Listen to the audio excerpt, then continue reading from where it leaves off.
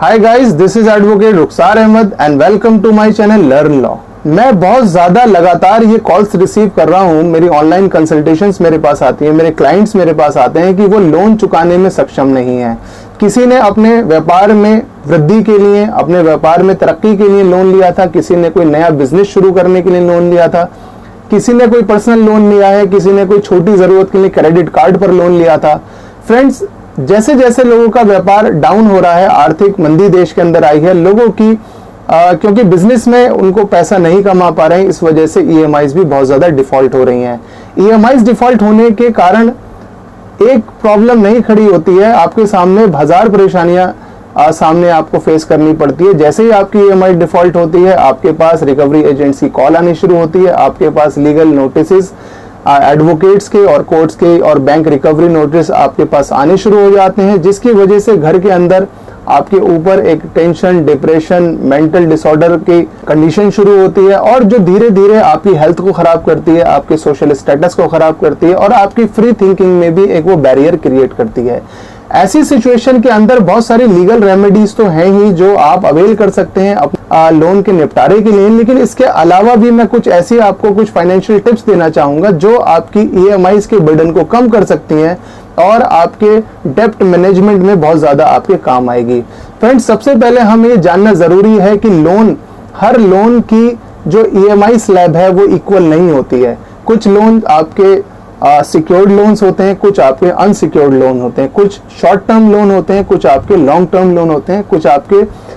Floating rate of interest पर loan आप लेते हैं और कुछ आप फिक्स्ड रेट ऑफ इंटरेस्ट के ऊपर लेते हैं। आप जब भी कोई लोन लेने जा रहे हैं तो आपको जरूर पता होना चाहिए कि आखिर आपके ईएमआईज का टेन्योर कितना है, इसमें इंटरेस्ट रेट कितना लगने वाला है, और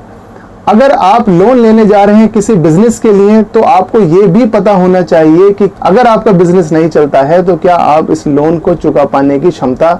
रखते भी हैं या नहीं रखते हैं। फॉर एग्जाम्पल, जैसे मैं बताऊं कि अगर आप क्रेडिट कार्ड पर आप लोन लेते हैं तो आपको 32% तक रेट ऑफ इंटरेस्ट आपको पे करना होता है। अगर आप अनसिक्योर्ड लोन लेते हैं तो आपको लगभग 20% तक रेट ऑफ इंटरेस्ट पे करना होता है, और अगर आप होम लोन ले रहे हैं तो 8-8.5% आप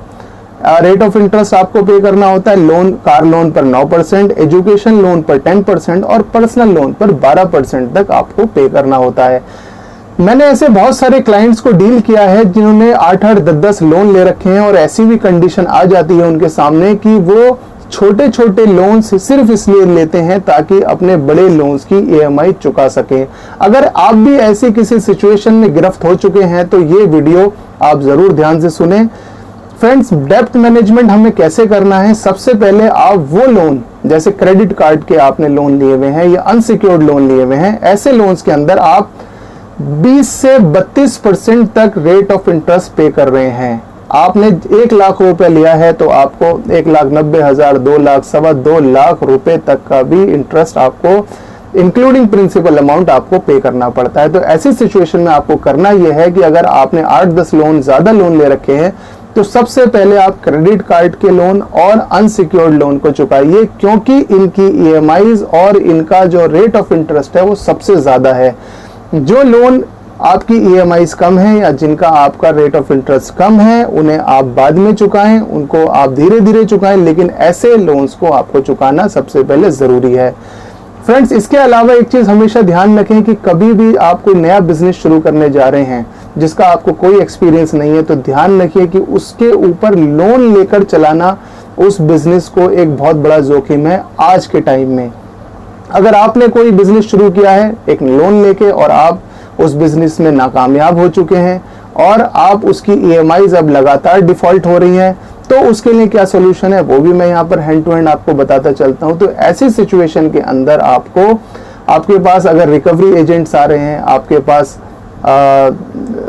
लीगल नोटिसेस लगातार आ रहे हैं, तो आप अपने बैंक से भी रिक्वेस्ट कर सकते हैं कि आप हमारी ईएमआईज को कम कर दीजिए। आप उनको ये रिक्वेस्ट फोन पर ना करके आप बाई मेल करें या बाई किसी नोटिस के थ्रू या किसी लेटर के थ्रू करें, तो ऐसी सिचुएशन में बैंक्स भी आपको काफी हद तक रियायत कर देते हैं। फ्रेंड्स, इसके अलावा एक चीज और जो मैं यहाँ पर डिस्कस करना चाहूंगा कि अगर कोई भी आपकी आमदनी नहीं है और आपकी ईएमआईज लगातार डिफॉल्ट हो रही हैं, तो आपका ये टाइम है जब आपको अपनी एक्स्ट्रा वैकेंसीज ख़त्म करनी होगी। वो सारे खर्चे जो आप अपनी दैनिक जीवन के अंदर, डेली लाइफ के अंदर करते हैं, जैसे पार्टिंग कर रहे हैं, फिल्में देख रहे हैं, आप वो शॉपिंग कर रहे हैं जो आपकी बेसिक नीड से जुड़ी हुई नहीं है, ऐसी सब चीज़ों को आपको ख़त्म करना होगा, क्योंकि ये वो चीज़ें हैं जो आपकी EMIs की, जो आपकी लोन EMIs में कन्वर्ट हो सकती हैं।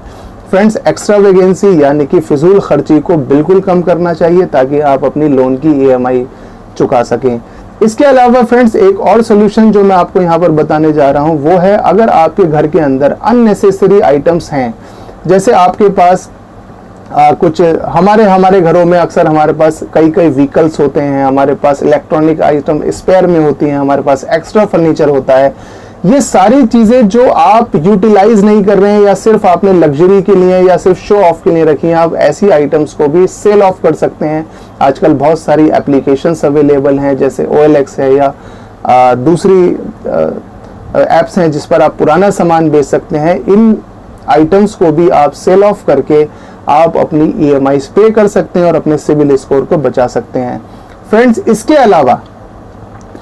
इसके अलावा अगर आप अपनी EMIs को पे नहीं कर पा रहे हैं तो ध्यान रखिए कि आप कोई पार्ट टाइम जॉब भी कर सकते हैं। आज इंटरनेट का ज़माना है, अनलिमिटेड डाटा एक्सेस आपके पास है। आप ऑनलाइन इंटरनेट पर भी ऐसे छोटे छोटे काम देख सकते हैं जो डेटा एंट्री का है, या आपको सुबह से शाम तक मान लो 50 से 100 फॉर्म फिलअप करने हैं और उसके आपको 200-300 रुपये एक्स्ट्रा मिल जाते हैं और आपको 3 से 4 घंटे मैक्सिमम इसमें काम करना है। अगर आप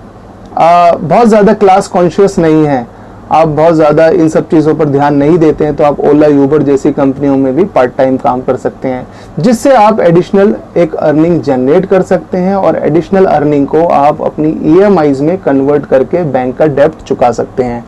फ्रेंड्स, ये कुछ छोटी छोटी आपके लिए कुछ एडवाइस हैं जो उन लोगों के लिए हैं जो बिल्कुल अब कर्ज के अंदर दब चुके हैं और बैंक रिकवरी एजेंट्स उनके घर पर सुबह से शाम तक चक्कर लगा रहे हैं। मेरी लास्ट में आप लोगों से एक गुजारिश ये है कि